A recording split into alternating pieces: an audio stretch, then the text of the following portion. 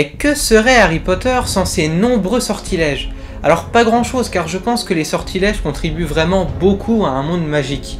Nous pouvons citer des sortilèges comme Wingardium Leviosa, Accio Reparo ou encore Lumos. Mais cependant, là je vais vous parler des sortilèges dark, les sortilèges impardonnables.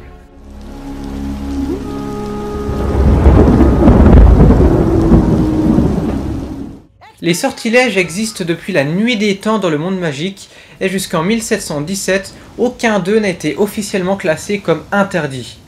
Au Moyen-Âge, cela paraissait tout à fait normal de voir le roi Arthur tué sans aucune raison avec un Avada Kedavra. Cela paraissait normal de voir Merlin lancer un Impero pour contrôler la personne visée, et il n'y avait aucun drame à ce que Nicolas Flamel lance un Doloris pour en savoir plus sur la pierre philosophale. En 1717, Ulick Gamp, chef du département de la justice magique et ministre de la magie, décide de nommer impardonnables ces trois sortilèges, Avada Kedavra, Andoloris et Impero. L'utilisation de l'un de ces trois sorts amène une vie de prisonnier entière à Azkaban. Cependant, les sortilèges impardonnables ont parfois été autorisés, lors de la chute de Voldemort par exemple. Alors que Voldemort venait d'être vaincu par Harry, des centaines de mange-morts se cachaient, les aurores à leur trousse. Chaque mange-mort trouvé était envoyé à Azkaban et généralement tué légalement sur ordre du chef du département de la justice magique, Barty Croughton Sr. La deuxième fois que le monde magique a autorisé les sortilèges impardonnables, c'est en 1997 et 1998, quand Voldemort prit le contrôle du ministère. C'est à cause de cela qu'il n'y avait plus aucune limite dans le monde magique, c'est pour cela qu'il y a eu la guerre finale, et c'est pour cela que l'on voit des sortilèges impardonnables jetés à tout bout de champ. Jeter un sortilège impardonnable n'est pas forcément évident, il faut une très grande volonté et une grande puissance magique.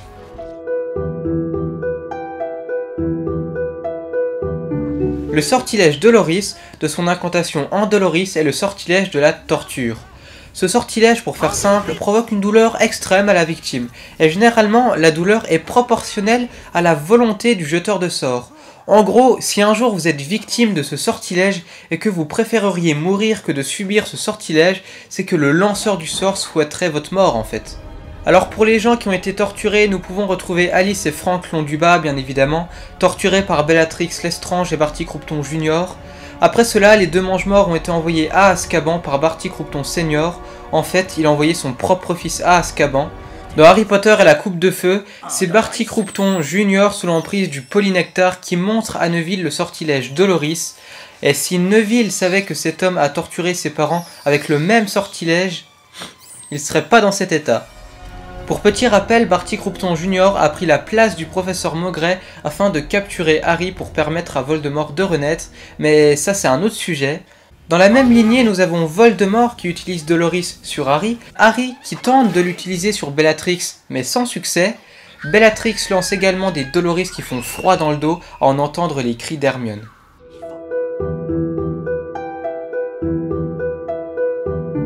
Le sortilège de l'Imperium a pour incantation Impero. Ce sortilège est très subtil car il n'est pas détectable à l'œil nu. Pour vous dire, votre voisin de classe peut être sous l'emprise de l'Imperium, vous vous en rendrez même pas compte. Ce sortilège permet de faire ce que l'on veut à la victime, c'est notre pantin en fait. Vous pouvez sans problème faire jeter quelqu'un du 7e étage. On comprend vraiment pourquoi ce sortilège est impardonnable finalement. Alors beaucoup de sorciers déclarent avoir agi aux ordres de Voldemort sous l'influence du sortilège de l'Imperium. Dans la saga, nous voyons Barty Croughton Jr. utiliser ce sortilège en classe, il fait une démonstration sur une araignée et il montre qu'il peut sans problème la noyer, la jeter par la fenêtre, etc. Bon après, sur une araignée c'est pas terrible je trouve, mais il faut se dire qu'il aurait pu faire la même chose sur un homme. Dans le labyrinthe de la Coupe de Feu, nous voyons Krum qui est sous l'emprise de l'Imperium. C'est Barty Croughton Jr. qui lui a jeté. Alors que le ministère est sous l'emprise de Voldemort, Pius devient ministre de la magie, mais saviez-vous que tous ses actes et toutes ses paroles sont faites à cause du sortilège de l'Imperium? En fait, c'est Yaxley qui contrôle Pius avec ce sortilège. C'est terrible. Pour terminer, nous pouvons voir Harry utiliser le sortilège de l'Imperium sur Bogrod, le gobelin qui demandait un document d'identité de Bellatrix, et grâce au sortilège, plus aucun souci pour le gobelin qui autorisa à faire rentrer le trio d'or dans la chambre forte de Bellatrix.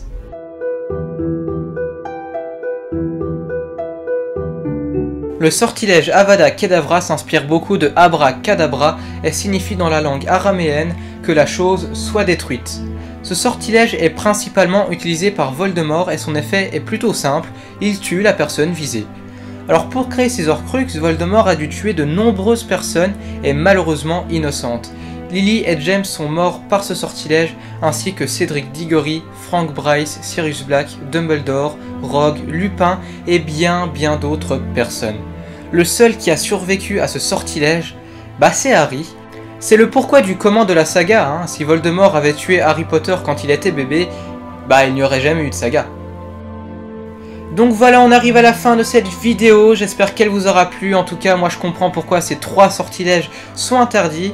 Dis-moi en commentaire lequel de ces sortilèges tu préfères. Moi je vous laisse là-dessus. Si cette vidéo t'a plu, like, abonne-toi, partage, commente. Et suis-moi sur les réseaux sociaux, Facebook, Snap et Insta. Tout est en description. Moi je vous retrouve pour une prochaine vidéo. Et d'ici là, portez-vous bien et ciao ciao.